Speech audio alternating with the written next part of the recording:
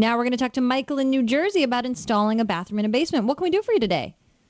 Hi, I bought a 4-bedroom house with only one bathroom, and it's a family of 4, so we're having a little bit of problems with that. Scheduling. Yeah. Right, exactly. Mother Nature always calls at the same time. Our basement has an 8-foot ceiling, and it's a huge basement.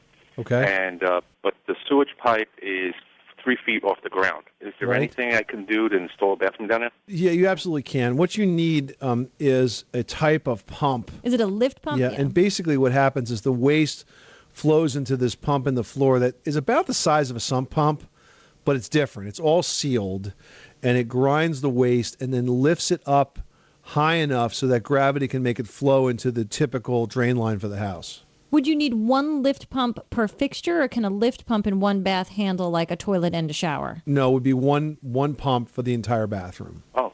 And it's a fairly big job. I mean, don't get me wrong, because you have to break out the floor to have it installed and have all the lines installed, and it has to be vented. And, of course, it has to be drained into the house drain waste vent pipe.